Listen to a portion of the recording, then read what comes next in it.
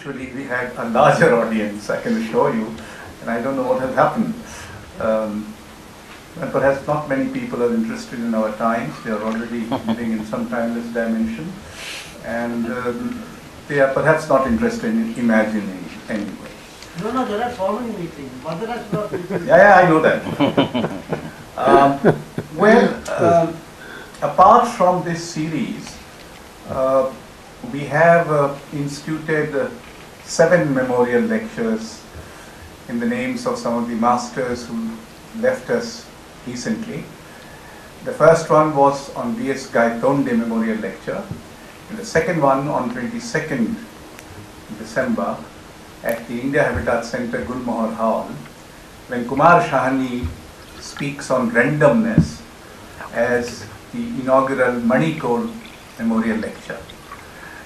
Next January, on 10th January, we have Kumar Gandhar Memorial Lecture being delivered by Dr. Mukund Lat.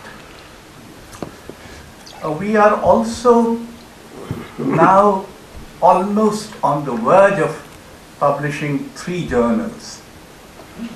One, Samas, is already in publication. It is edited by VAJPEYI from Bhopal.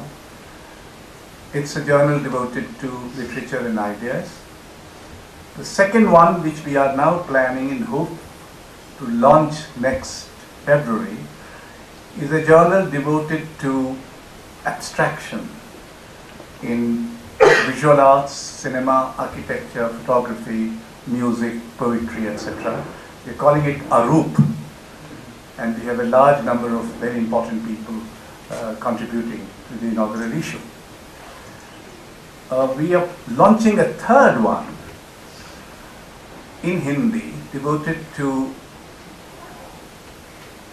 criticism of classical music and classical dance in Hindi, which will be called Swarmudra, which is to be edited by Prerna Shimali and Yatindra Mishra. Hopefully this issue will also be launched in February. We are also starting, in our own premises perhaps soon, a series of poetry readings, because we have space where we can take about 50 to 60 people and give some tea and such other cool beverages as may be necessary. Now, today we have Imagining Our Times.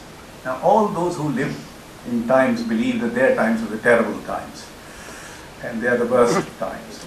And there are, of course, few who think this is the best of times, because they have all the opportunities and all the goodies, as it were. And there are others who are quite confused about time. So the time of Meerut is quite different from time of Delhi, and time of Delhi is perhaps quite different from time of New York, etc. So actually we live in many, many times simultaneously. And yet arts and ideas are located in times, and once in a while also try to transcend or transgress of both their times. So we decided that this is an interesting enough theme to deliberate upon. How do people, those who are in any realm of creativity and imagination, imagine our times? What are our times, and how do they go about it? What are the implications of being in our times? So we have 3 panelists. The fourth one, POOJA SOOD, unfortunately her father-in-law is taken seriously ill, and therefore she is not able to make it. We have SURESH Sharma, who is a thinker and is a quiet person, but has been also the director of the CSDS and an old friend. And he recently conducted for the Raza Foundation an international seminar on word and image. Second is K. SATCHIDANANDAN, who is perhaps notorious for as many presents as I am. Maybe everywhere, more or less. So K. SATCHIDANANDAN is a major Malayalam poet and has been in the business of writing for quite a while. and he's also been associated with editing of the Indian literature, the Journal of the Sahitya Academy, and became the secretary of the Sahitya Academy. And I hope one of these days, I hope not, he might become the president of the Sahitya Academy. Ananya Vajpayee has all too often, I've been told, oh, you have that brilliant daughter, because she became very famous as a very young person, and everybody thought that she was somehow related to me, because she spells Vajpayee the same way that I do. With Kailashi, of course, the real father spells it the same way. And when I was asked, why do we spell it this funny way, E-Y-I, you know, the T vowels all together, I used to say we wanted to be different from Atal Bihari Vajpayee. And that's the only way to spell it differently.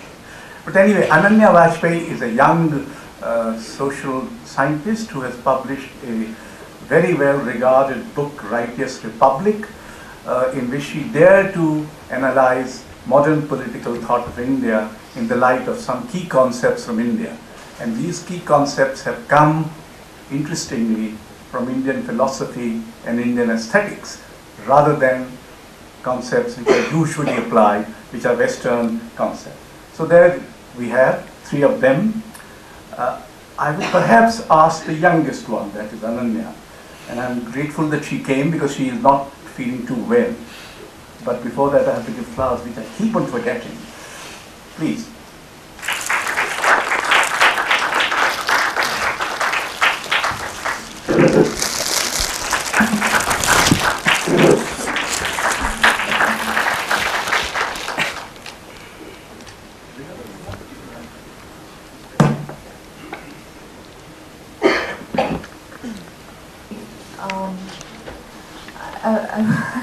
I was so nervous of being in such august company that I actually uncharacteristically prepared my remarks,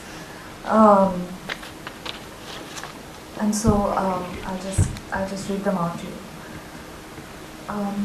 The recent demise of Pandit Ravi Shankar, 1920 to 2012, reminded me, as many others, of the spare, evocative soundtrack of Satyajit Ray's Apu trilogy from the mid-late 1950s, where the music, of course, was Pandit Ravi Shankar's. It reminded me also of a charming film by Merchant Ivory made in 1969 titled The Guru, which is a thinly veiled story about Pandit Ravi Shankar's encounter with the Beatles. And this had music by his arch rival Ustad Vilayat Khan. It took me back to a photograph of my father with Ravi Shankar, taken in Mexico City sometime in the early mid-1970s, to a book, a lovely book, a 2008 book by Deborah Baker, A Blue Hand, The Beats in India, and eventually meandering in this way through various memories and associations, to my own years as an undergraduate at Lady Shri Ram College, as a gangly 17-year-old wearing my mother's beige and maroon sari, which was the college colors, I sat in the van that went to collect him from his Lodi Road residence just a few minutes before the show began. The strings of his sitar, I realized, threaded together for me as for thousands of other listeners, so many decades, so much of our recent history. Preoccupied for the past few days with memories and associations triggered off by the maestro's death, I took out and listened to a CD that I have of music from several of Satyajit Ray's films. And then I started recalling stories I had heard from my father of his adventures in India, Europe, and Latin America, as a young poet and thinker traveling the world and meeting other artists and writers between the mid-1960s and the mid-1980s. Inevitably, I began to realize that as the older generations inexorably fade, one has already entered that time in one's own life when one must, fairly soon, do the work that one has to do before it becomes too late. Some people would argue that we don't imagine our times, we simply live our times. Others, like me, would not be able to think about any other way to inhabit the present, except by breathing the air of many imaginings. Let me illustrate. One of my dearest friends, a half-Indian, half-American environmental journalist who grew up in the United States, is currently writing a book about the 5 elements in India. She has been traveling about reporting stories to do with the environment, visiting Punjab, Rajasthan, UP and Bihar over the last 3 months. In between her journeys, she comes to my house for a breather. On her most recent break, I asked her which of the small towns she had seen she liked best. Where did she wish that she had had more time to linger? What part of northern India had she visited did she find the most beautiful? Now this friend of mine, just to fill you in, is an excellent photographer. She's an accomplished reporter with award-winning stories to her credit. She's an occasional blogger and a writer of clear, graceful prose. She also edits an online magazine about faith, meant especially, she says, for non-believers.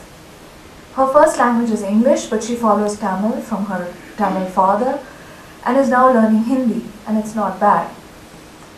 It cannot be said that she lacks on any count visual sense, street smarts, general knowledge, linguistic skills, or familiarity with India, where she has been coming and going for the past many decades.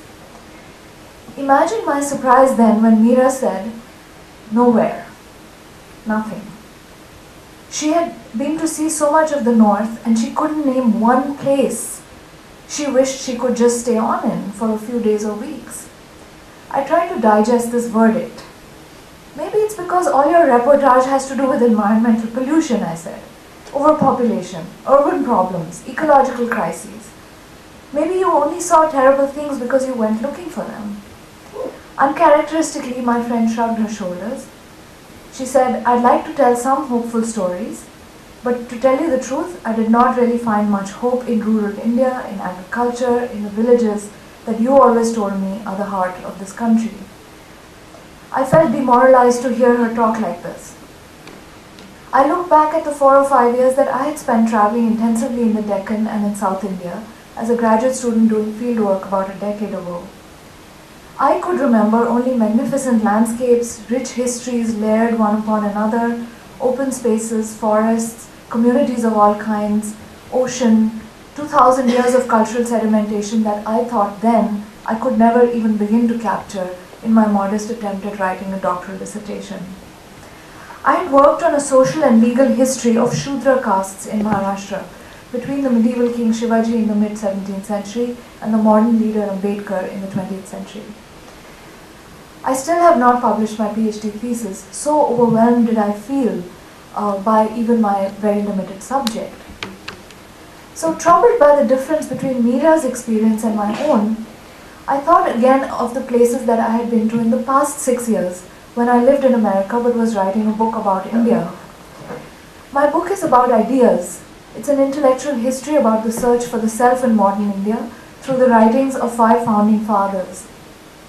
But the ideas that I have tried to explore, philosophical, religious and aesthetic categories of various kinds that I argue play a role in creating a strong moral imagination, which in turn animates a new political tradition in India as it struggles for Swaraj. These ideas all emerged from and were rooted in particular social and historical contexts. Most of my research involved reading books in a library near my house in Cambridge, Massachusetts. But occasionally I would come to India and venture to places like Varanasi, Calcutta, Jaipur, Ayodhya, Baroda, Lucknow, Shimla, Dharamshala, Sarnath, Bangalore, to get a feel, as it were, for the history of the ideas I was trying to reconstruct from largely textual and discursive sources. But more complicated than physically visiting this or that place for me was the task of trying to imagine the world in which men like Gandhi and Tagore, Nehru and Ambedkar lived. A world whose vitality came precisely from the ideas that were important to these figures and to their contemporaries, peers and followers. A world which was surely premised on the primacy of the imagination over so-called reality. I began living in Widener Library. In my head. In Shantiniketan, in Sabarmati, in Yerawada Jail and in Ahmednagar Fort, in Allahabad and Nagpur, in Amritsar and Noakhali, in a sort of 4-year-long fever of historical obsession that my family and friends teased me about relentlessly. To the horror of my near and dear ones, including several Bengalis who are a part of my life, I started listening to Rabindra Sangeet seriously, and worse, to traditional recitations of the Ramcharitmanas, especially by Pandit Chanulal Mishra, who was a great favorite of mine. Sometimes I would have these sounds running in the background in my tiny New England apartment for days and nights together. The fall leaves, winter snows and spring flowers outside, the cold Charles River flowing at the end of my street, the college yard and bicycling students and toasty coffee shops all seemed like a dream.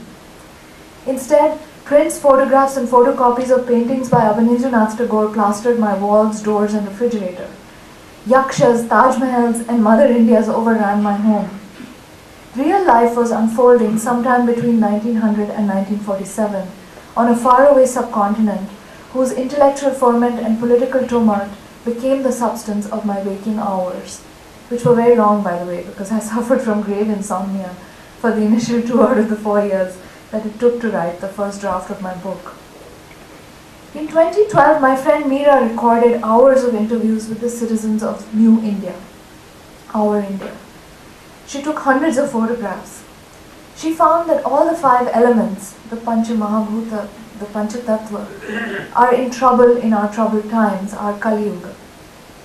I would not doubt her account, which is of course in its own way true. Now why just my friend Meera? I'm actually married to a journalist, someone who reports on political conflict, on economic distress, on the harsh facts of life in present-day India and South Asia, whose quiddity, whose reality we cannot deny or dispute. And I respect Meera's or my husband's way of apprehending the phenomena around us, and I understand their importance in telling us about things the way they are.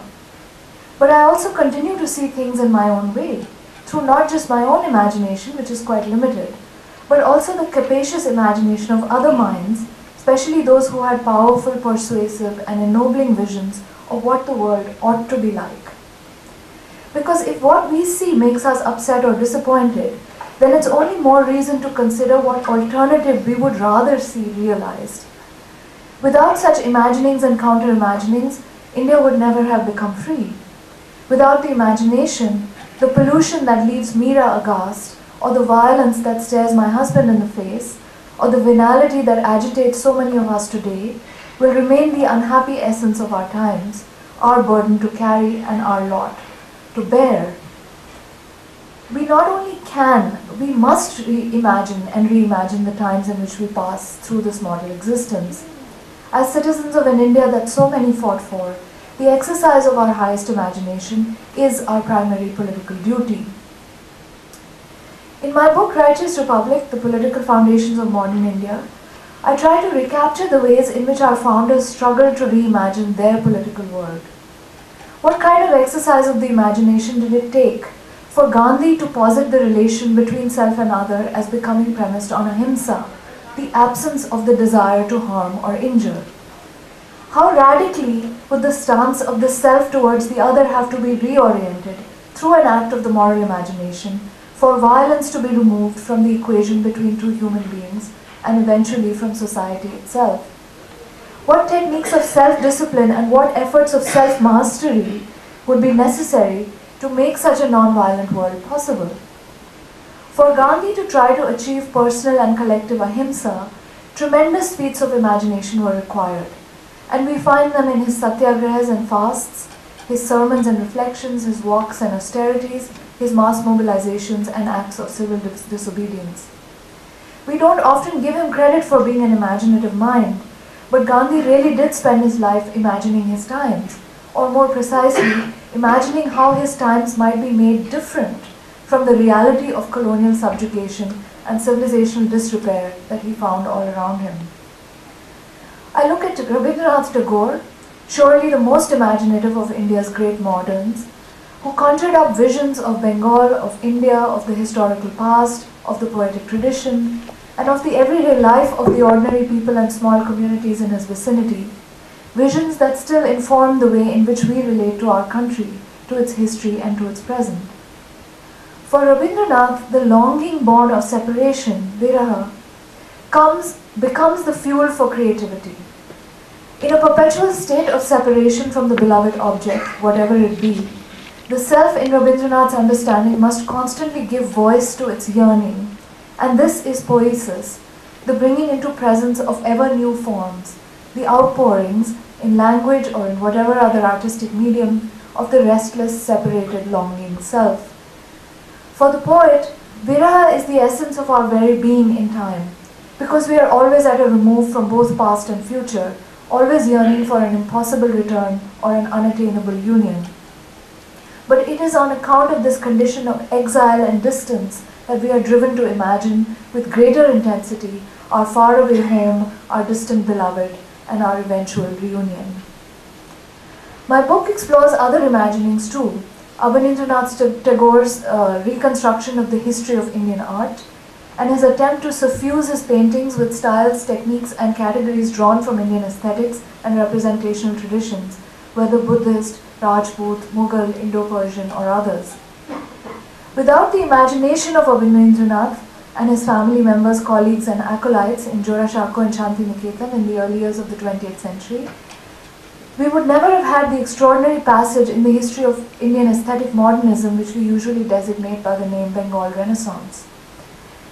I also look at how Jawaharlal Nehru imagined the Mauryan Empire, and especially the Emperor Ashoka, making that earliest of the polities that we may mark in our history the repository of a number of norms and values connoting ethical sovereignty, pacifism, benign rule, and amicable relations with other states.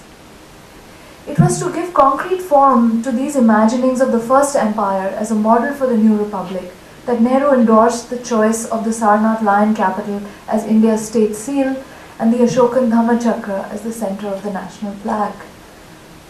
Finally, I turn to B.R. Ambedkar, whom I would call the most imaginative of all the founders, because he posited the need to build an Indian society from which caste had been annihilated. He imagined equal citizenship in a context of deep structural and historically entrenched inequality.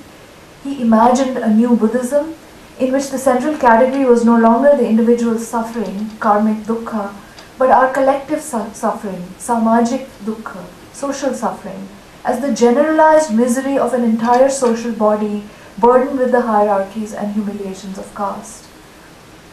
I say Ambedkar was the most imaginative of his peers because his imagination took him to a place that was unlike anything around him and unlike anything that had ever existed in India throughout its recorded history. His imagination required as much the destruction of all that was wrong with Indian society as it required the creation of unprecedented systems, the raising of new scaffoldings, as for example through the Constitution of the Republic of India, promulgated in 1950. The imaginative risk, the daring, required to project India out of colonialism and caste into a future of equality and dignity for all is hard to even contemplate in our own age, full of compromise, corruption, and casualties. Ambedkar was the one who dared to imagine a truly unrecognizable India, an India where the status of some would not rest on the dehumanization of others, where the true and absolute equality of all human beings would indeed be the regnant norm. I began by talking about Pandit Ravi Shankar, recently deceased, and the reason I did that was to focus our minds on the fact that for example, the cinematography of Satyajit Ray and the music of Ravi Shankar, sometimes in a kind of jugalbandi with one another, really help us to imaginatively evoke a time when the nation, like Apu in the Apu trilogy, was coming of age.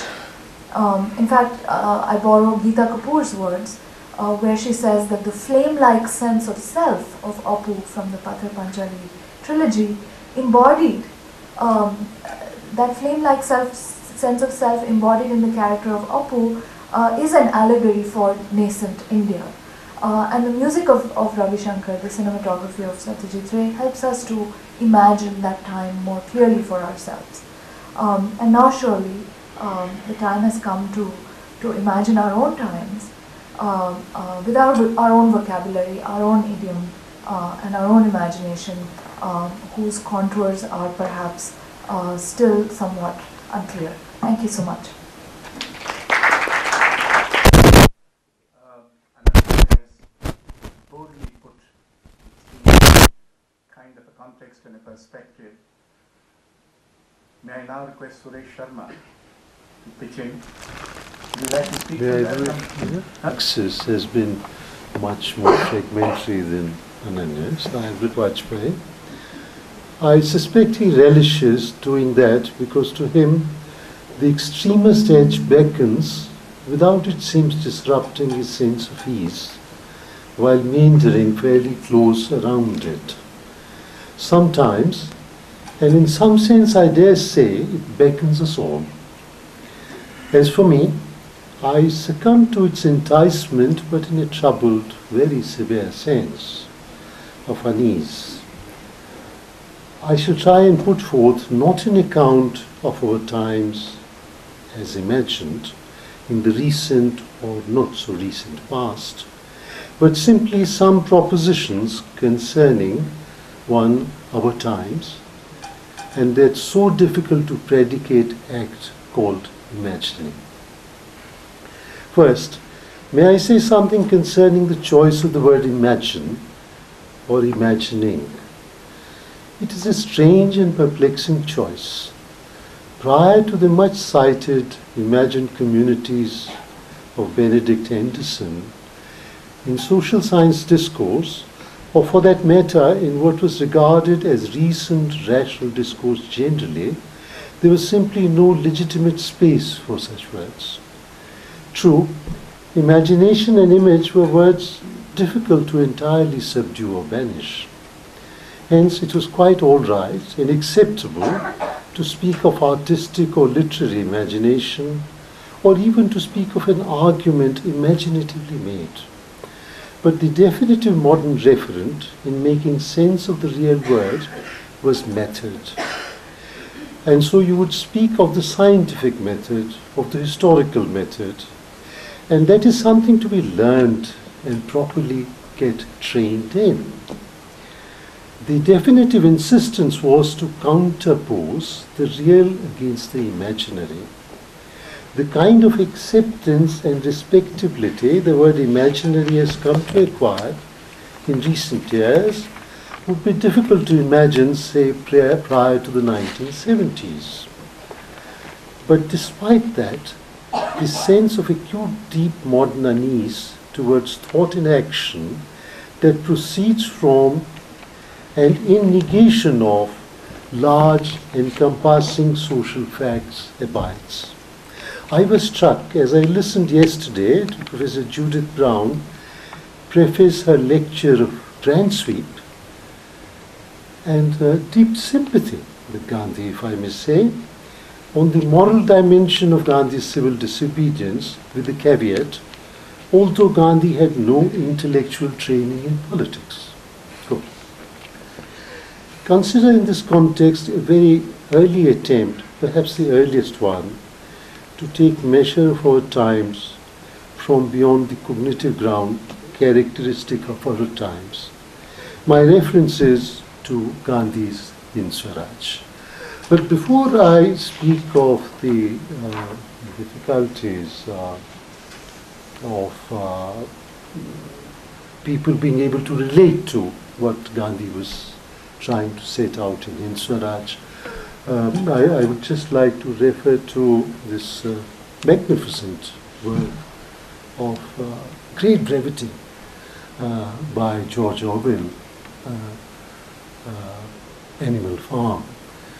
And because language is a risky thing, you know, and here he was not speaking from a cognitive ground beyond the modern ambit, but he was speaking from a realm of deep imagination. And look at the kind of trouble he ran into when he sent his manuscript to the publishers. It was declined, and for two reasons. Different publishers gave different reasons. And one reason, which is perfectly understandable on the ground of facts, was that we cannot malign our great ally Stalin.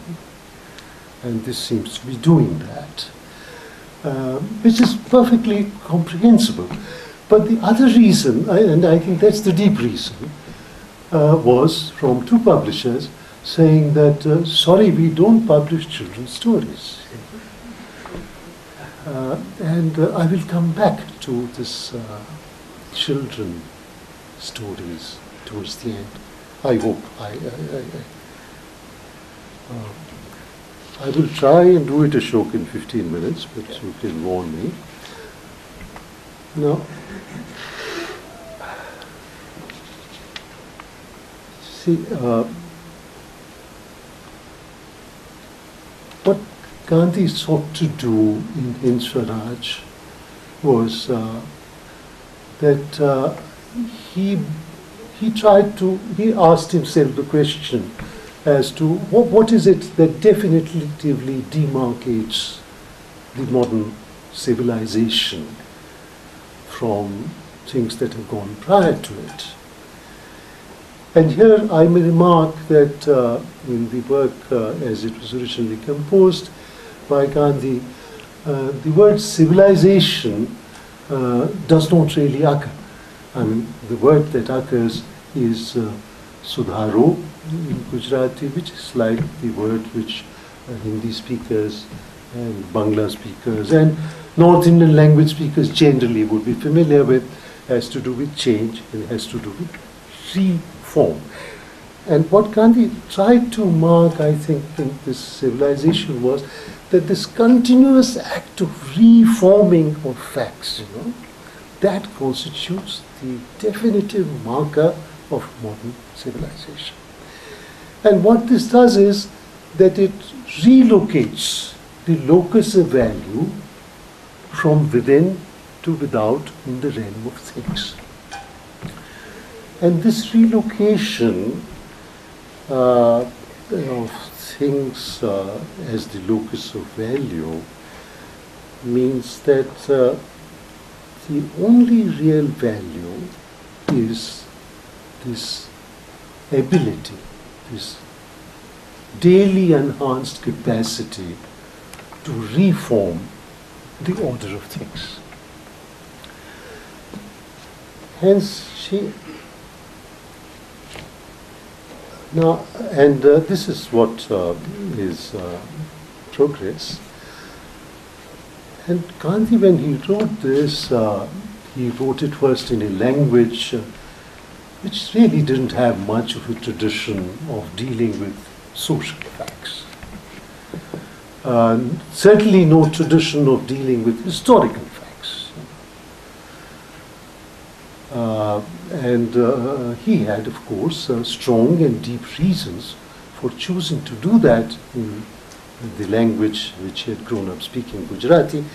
But the important thing is that even he himself, when he wrote it, had hardly written very much in Gujarati up to that time.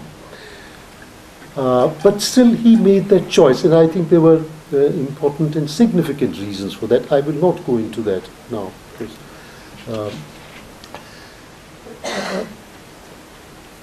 So he was not speaking from the grounds of, analyzing facts, and from there trying to penetrate the definitive mover in modern civilization. Instead, he rested his expectations on what he posited as the self, the Swa. And this Swa had two dimensions for Gandhi. One was the very deeply individual, personal one, and the other was the collective and historical one. And here I might say that as far as the deeply personal individual one is concerned, both Tagore and Gandhi shared that sense in an extraordinary way. And this is what made it possible for them to engage in this very enriching and deep debate which they carried on. In fact, there are times when Gandhi almost seems to be saying to Tagore that you are so taken up by this deep personal dimension of the self that you seem to exclude the collective and the historical dimension altogether. But that we leave. The important thing is that this deep individual dimension is a kind of ineradicable inherence, and for Gandhi and for Tagore, the basis of fundamental choice, cognition, moral affirmation. And it is something which is beyond the reach of historical facts. And it has to do with the capacity given to all humans to be able to say no. And to be able to say no against the most overwhelming kind of presence and evidence of prevailing and reigning facts. And this was a kind of a claim which, in the world of social science, is still very, very difficult, almost insane to make. In a sort of an indirect manner, this claim has not only been made, but has been made from within the mainstream and with favorable attention. I want to cite one and a half cases of that. At the end of the Second World War, the British Foreign Office took what I think was a very significant philosophical decision. And I say this, very, very self-consciously, because foreign offices are not known to be concerned with philosophical decisions. And the question that they were asking themselves, I think is very incisive, and it has to do with this deep inherence of the SWORD that I talked of. And the question they were asking is that in the Soviet Union, after all the massive doctoring and manipulation, is there a pristine resource? Is there a pristine ground of judgment that still survives? And if it is it possible to get to it? And the person who was commissioned officially by Her Majesty's government, by His Majesty's government at the time, was Sir Isaiah Berlin. And Isaiah Berlin decided that the most likely space where this pristine resource may abide is literature and language. And one of the byproducts of that was that he smuggled, this manuscript of Dr. Zivago. As you all know, Sir Isaiah was, he understood Russian very well. Because that was the first language he had learned to speak, before he learned to speak English.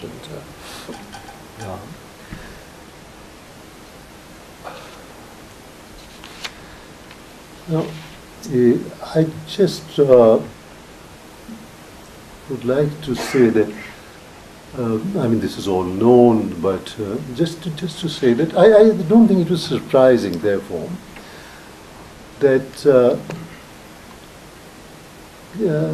Hind Swaraj was not only rejected by people who didn't like him, didn't agree with him, but his closest comrades, from his political guru Gokhale to his political heir Nehru. There was embarrassment. It was not just rejection, but deep embarrassment that here is something where, the old man's faculty had completely gone awry. Yeah? And this was a genuinely felt sense, it was not something. Now, in recent years, I have this notion that in every age there is a certain structure of attention which determines the kind of hearing space that certain things get or don't get, Now, in recent years, the space for hearing not just Gandhi, but Gandhi's hints were that mode of cognition, that mode of argument, has become at least more visible. And what is it due to? So this is all I think I will have time to do in the next 5 minutes. What is it due to? And what does it signify? Now, let me say that in 1930s, late 1930s, under the direction of Gandhi himself, And that, I think, is the only attempt after he sends a copy to Tolstoy, and which is very important because Tolstoy is also the enunciator in the 20th century of what I think is one of the great lines of the 20th century, that fiction is the only true history. After that, Gandhi didn't worry about having Hind Swaraj discussed very much in public coming in. He had a small circle there, but otherwise no. And Mahadev Desai was asked to organize a conclave to comment on Hind Swaraj. And these comments are published in the second edition. There are two things I wish to remark upon on this discussion under the direct custody of Gandhi, more or less. One, that it was based entirely on Gandhi's English rendering of Hind Swaraj. The Gujarati original was not even referred to, not even once. That's one. Number two, that as a prescription of political conduct, as a prescription or even as a reference of public conduct, it was rated very, very low. And these are people who were trying very sympathetically to engage with what Hind Swaraj had said. So what does it say about the nature of attention and the kind of readings that follow?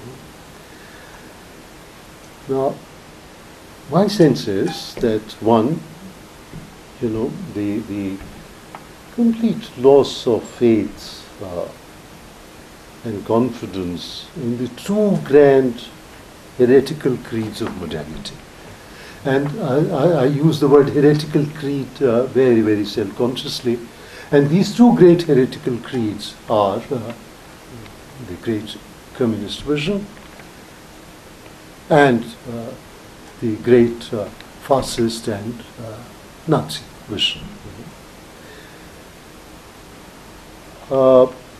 I use the word heretic because, and I call them as the great heresies of modernity, because a heretic is, by his very nature of the engagement in vocation, deeply concerned about the founding principle.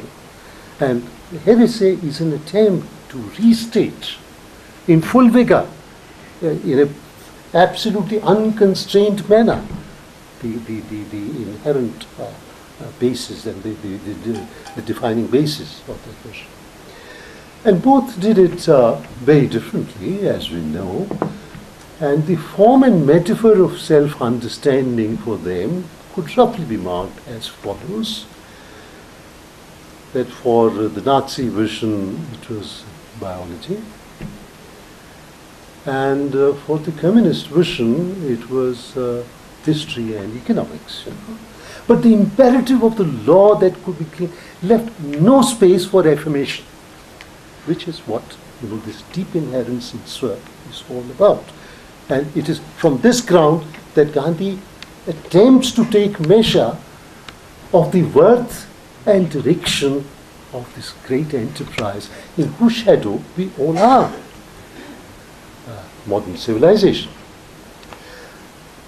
And now the kind of space that Gandhi has, it's a very fragmented and a flawed space, because it is under the shadow of the replacement of these great heresies by market as the sovereign arbiter.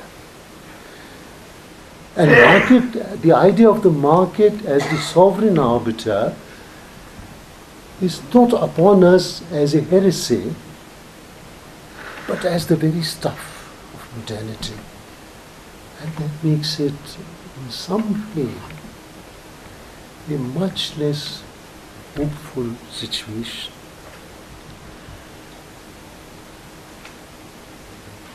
So I will conclude by saying two things. That this attention to Gandhi arises in reference to two kinds of grids, I might say. One is the idea of nature as intrinsic presence and as intrinsic value. And both grids have to do with an idea of intrinsicness in its two dimensions. And second is, the moral sense as pure affirmation. I will conclude by just speaking of two very recent instances which articulate this moral sense as pure affirmation beyond the reach of historical or scientific details and facts and methods and training, etc. One is what I read, both I read in today's paper yesterday.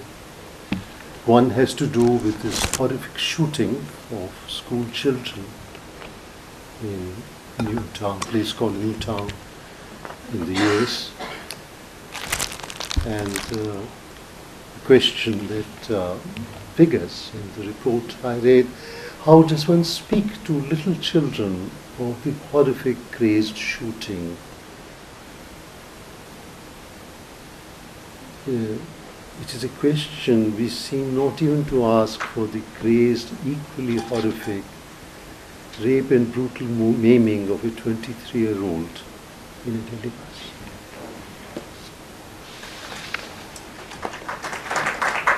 Would you like to come here? Yes.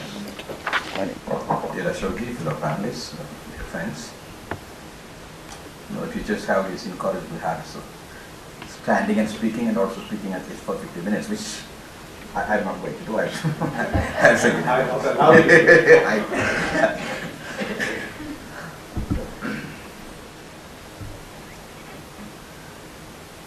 Well, the scope of the subject is immense, and so all of us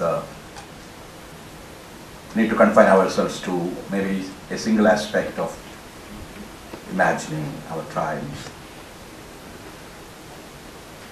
And I don't have a written paper. Well, I wanted actually to be as incoherent as possible because our times, in fact, demand, or they can be expressed only through a kind of incoherence. Somewhere I have written a poem called Stammer, where I say even poetry is, in a way, a form of stammering.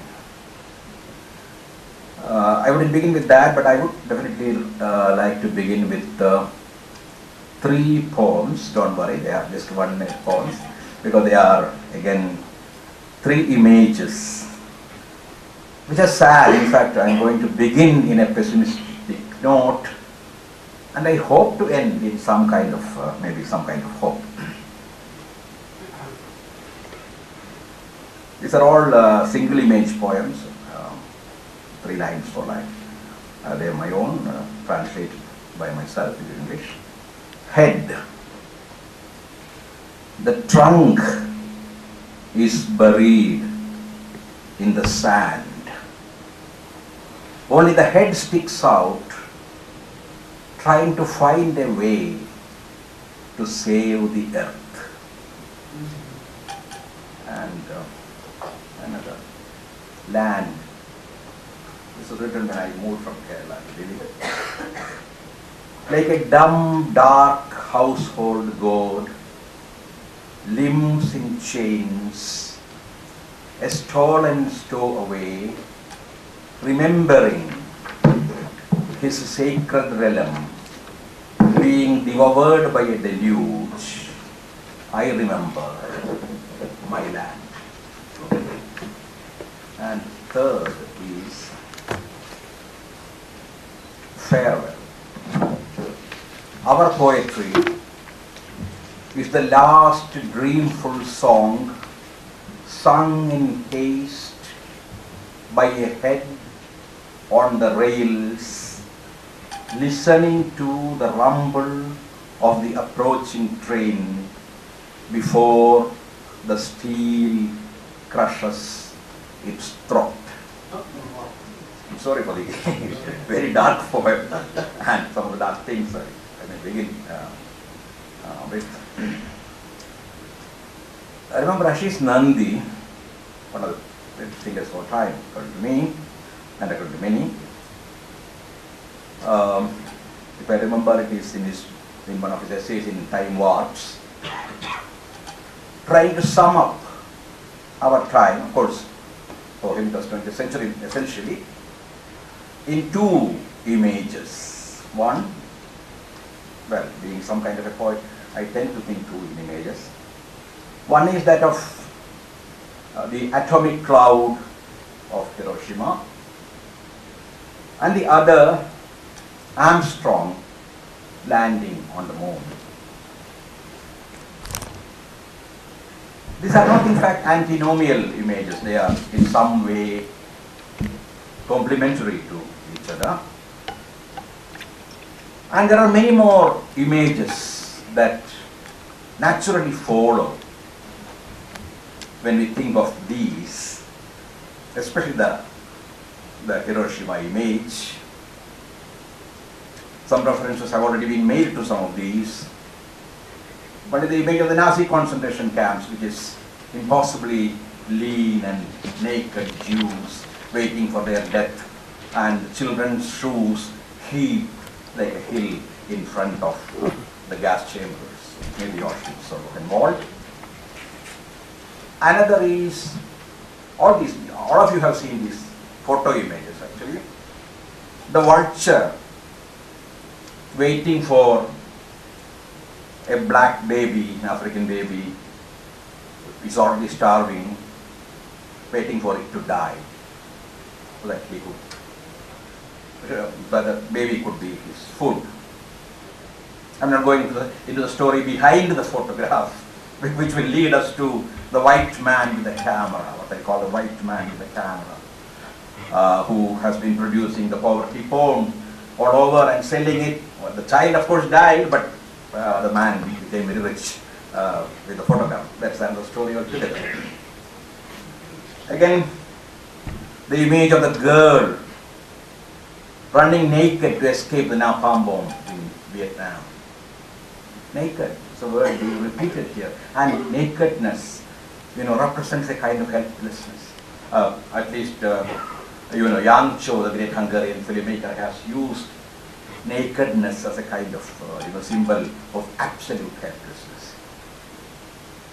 Or maybe the mount of skulls in Pol Pot's Cambodia, or a train, an overcrowded train coming from Pakistan carrying the refugees of the partition, the half-burnt or the half-buried body of that little victim of the Bhopal gas disaster, or the helpless face of that man, Ansari, his name nobody can forget, begging for life from a murderous crowd in Gujarat. One can go on, but well, these are some of the images that last, some of the images that really continue to haunt us from our time. And there are images from poetry, images from theatre, from films, which again one could go on, like that extended hand enveloped in hands, or the image of the Odessa steps, or the dance of death. So I keep remembering Tarkovsky, Bergman, all those, Kieslowski, Tim Kiduk, all kinds of films by filmmakers, all of us so much love and cherish. And so too from painting. Of course, it begins with Picasso, Guernica. What else could perhaps represent our time, the despair and the hope of our time better than something like Guernica, or Salvador Dali's terrifying, surreal painting, The Civil War, with that huge monstrous head astride the clouds. Or Van Gogh's shoes, humble, a poor man's shoes. Or one of Ghulam Sheikh's early paintings called The Man, where there's a tall, fair figure drawing on a rope a dark man across the street. And of course, this scream, the screaming skull, which is again an image, unforgettable image of our times. So is it possible, I tried thinking, chiefly as an artist and also somebody, I'm not a thinker, somebody who is concerned with our times. Once Theodore Adorno, of course, the great Frankfurt thinker, said that poetry is impossible after Auschwitz.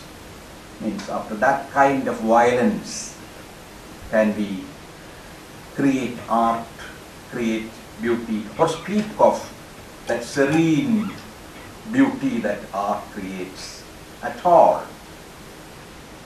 But I have always felt that he was not speaking about the impossibility of art, but rather about the possibility of another kind of art, or another kind of poetry, which again, in the words of another poet, the Polish poet Rosewicz, Tadeusz Rosewicz, a great poet, which is a poetry for the horror-stricken, for those abandoned to butchery, for survivors, created out of the remnant of words, salvaged words, out of uninteresting words from that great rubbish dump.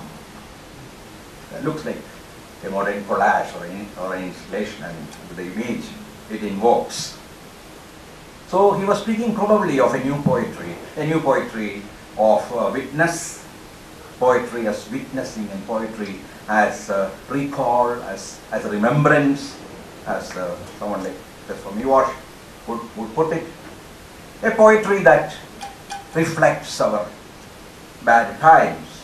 Yeah, it was Bertolt Brecht who asked the question, will there be poetry in bad times? And answered it himself, yes, poetry about bad times. And still, there will be poetry, which itself, I believe, is a source of great hope.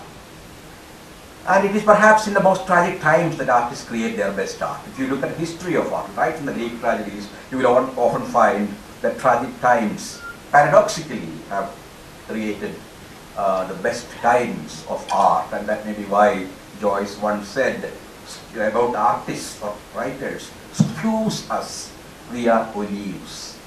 Under pressure we yield our best.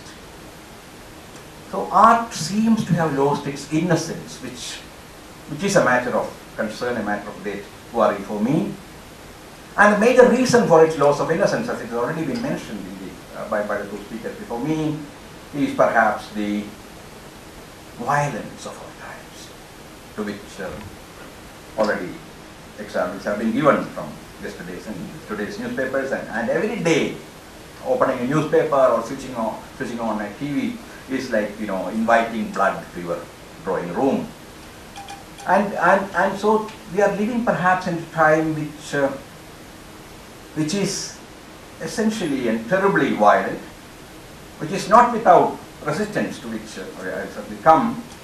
And what are the sources of this violence? I have no time to go into the details. I just take the points. One is, of course, the nation states with its jingoism. I'm not speaking of that national feeling. I'm not speaking of patriotism. But I'm speaking of the idea of nationalism, of which Tagore himself was perhaps one of the greatest and most powerful critiques. I have a whole essay on it called The Physiography of Nationalism. Of jingoism, of war, which produces war, which produces censorship, which leads to rivalry between nations, by which alone, this whole idea can be kept alive. And secondly, perhaps globalization. Again, I have no time to discuss that in detail. Baudrillard called it the greatest violence of our time. We don't need a Baudrillard. At least if we had Gandhi, he would have definitely been, who wrote Hind Swaraj, must definitely have been one of the first and major critics of what is called globalization, because it leads to cultural amnesia.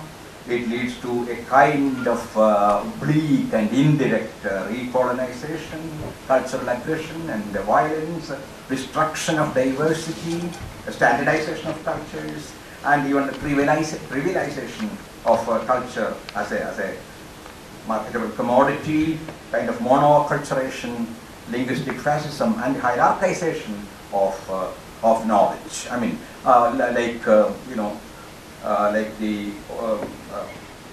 like Orientalism, imagining the West to be the future of the East, and the East to be the past of the West.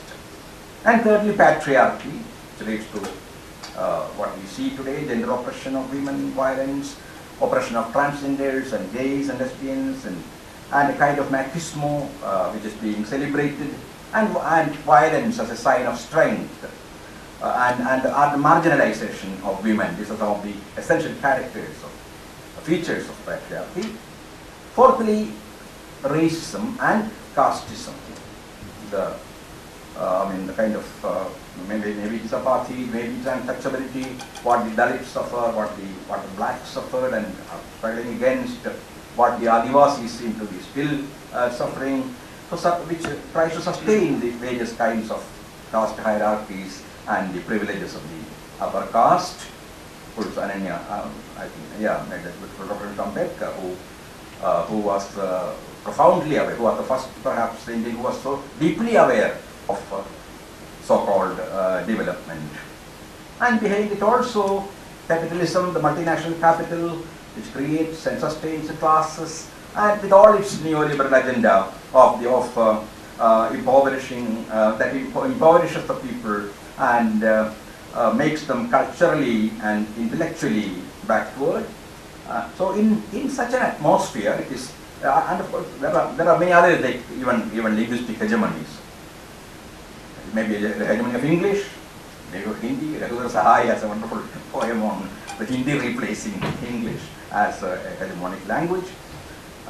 And so these are some of the major sources of violence. Not languages. I am not speaking. I love every language. I am speaking of some language trying to prove that it is superior to another language and trying to sit over our heads. And so today, so I just conclude with a kind of some references to resistance, because if there is oppression, if there is violence, there ought to be also resistance.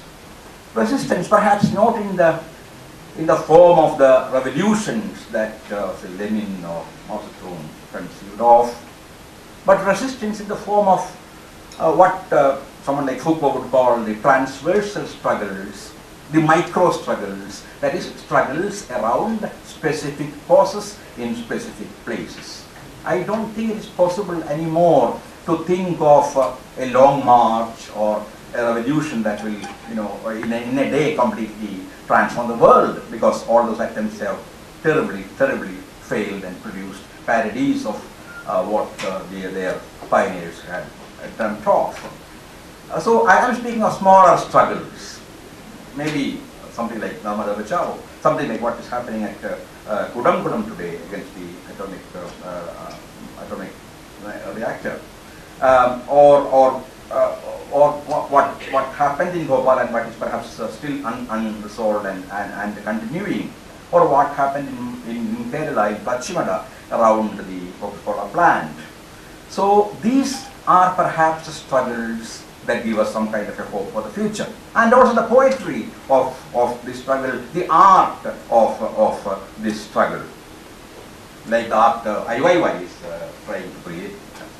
So many of his works in many of the museums of Europe and also Montreal, or the kind of poetry that Beidavo, somebody like Beidavo would write, or Adonis would write. Many of the Arabic poets, like the Tunisian poets, wrote during the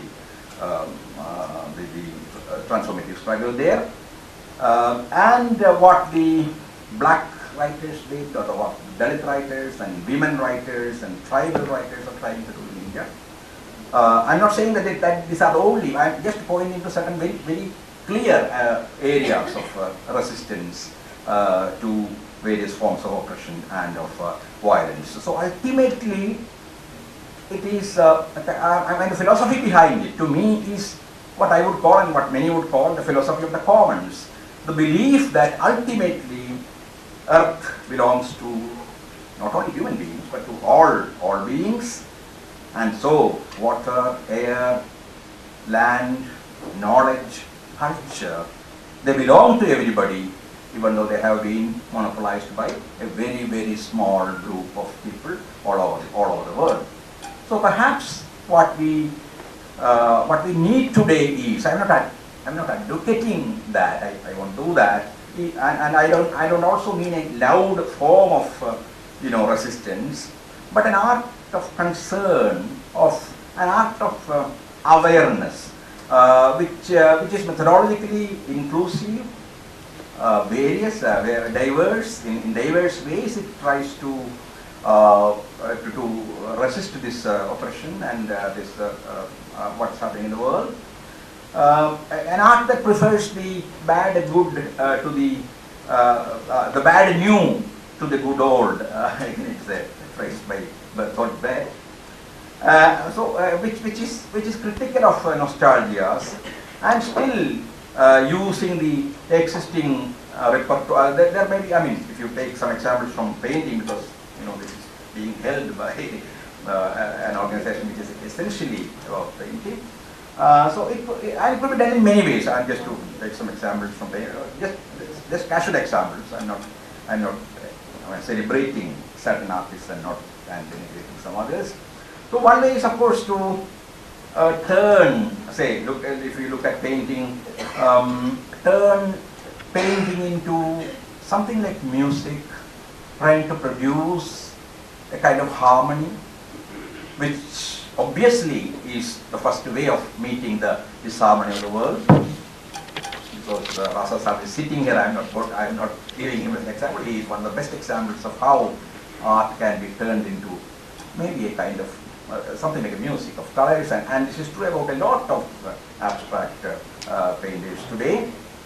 Or it could be the questioning the status quoist idea of the sexual, as a Bhuvan Thakur was trying to do, or using the existing repertoire in different ways, as Ghulam Sheikh, I'm just taking one example, has been trying to do, or radicalizing the idea of representation, Sudhir Chakravartin, or Ganesh Pai, or Lakshma Gaud, or Vikas Bhattacharya, quite a lot of them are trying to do, or relocating and revisioning history, as Nilima Sheikh does, or Alex Matthew does, or Riaz Komu does, or bringing in class in the form of the representation of laboring bodies, as Damkin Dabai was trying to do, or Somnath Gaur was trying to do, or representing the transformative power of ordinary men and women, as K.S. Radhakrishnan does in his recent sculptures of the tribal man and woman, or reinventing or inventing or reinventing new structures and new genres of art, like the graphic novel or the video art, or various kinds of the land art, environmental sculpture, or resisting the market installation. I don't know how far it resists the market now, but it used to be a way of resisting the market, because it's something impossible to sell. And then problematizing the real and its relationship with art and society, as somebody like F.N. Sousa was trying to do. And making art confrontational, like Rimson does, or Nalini Malani does, or Gogi Saroj Pal try to do. Or engaging the folk in a dialogue, like Jamni Ray did, or Vinod Behari, or Srinivasulu, or K.G. Subramanian in his own different way is trying to do. And interrogating the sacred, as Imam Hussain sometimes tries to do. Of course, you can create the sacred also. That's also one way of resisting. Create the real, recreate the real sacred, as our Bhakti poets and the Sufi poets did, which is perhaps our best way to fight the rightist fundamentalism. And reinventing idioms, like K.C. Panikkar did or Bose Krishnamacharya tries to do. And then of course, so what we need is what you find in art today in the form of the coexistence of several forms and several attitudes, several methods like narration and parody and surrealism and modern folk. So there is enough scope for polyphony within literature and within art, and that perhaps is one way in which we try to fight. Of course, it is, you can say it's easy for artists to fight, fight this violence in that way. It's like fighting a colossus with the song of the flute. But still, perhaps that is our only hope. I wanted to read another poem which I am escaping. Do you? Any one of you wanting to know from each other something? Yes? Or we'll invite now the audience to offer brief comments. Comments have to be brief, or ask clarifications or questions if you have any. First one is always difficult to do, the rest can follow. So let there be someone to shoot the first one. Shoot.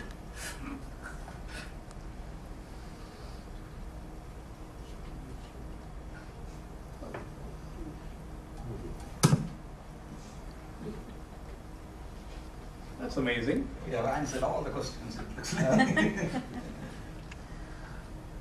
You have heard for nearly, how much? 1.5 hours, ideas and insights and wisdom and what you have, complexities pouring in. And are you so dazed that you can't even ask a question? I'll take Yeah, a please, chance. yes. At the risk of Take the mic. I would like to know what is the memory of matter.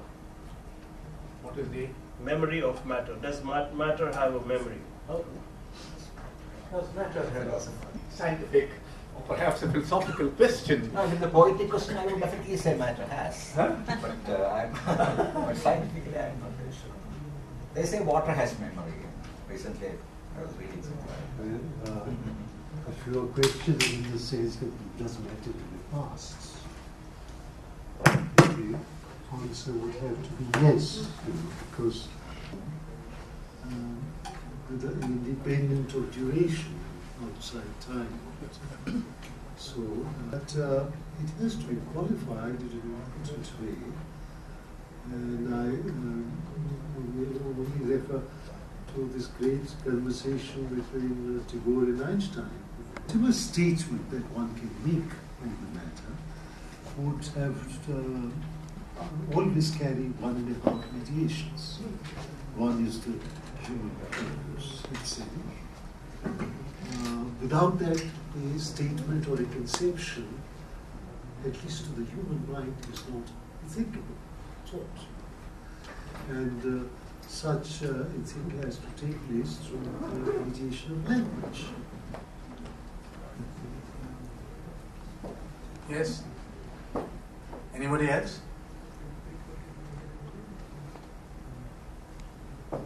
Well, at the end of a I think it is very thought-provoking. It has provoked so much thought that most of you have turned speechless, which is a good thing in case you have been so impressed by thought.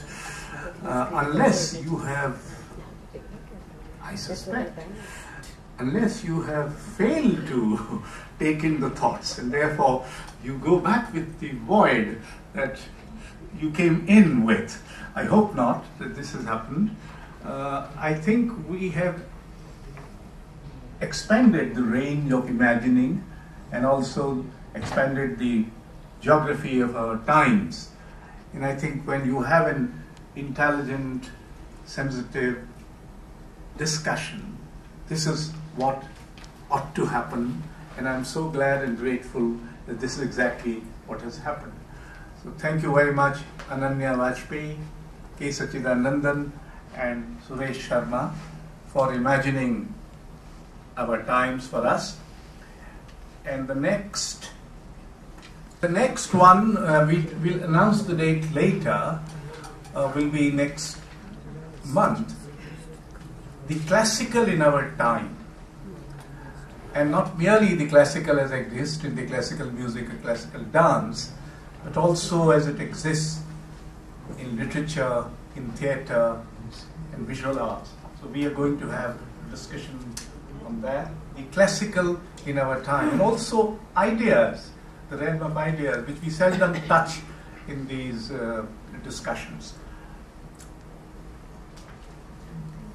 And the next lecture, memorial lecture, is on 22nd December, when the well-known filmmaker Kumar Shahani gives the inaugural Manikal Memorial Lecture at Gulmohar Hall, India Habitat Center at 6:30 on 22nd December. He talks on randomness. We keep on talking about systems and about coherence. I'm glad somebody is going to talk about randomness. You're all most welcome, and thank you very much for being with us this evening.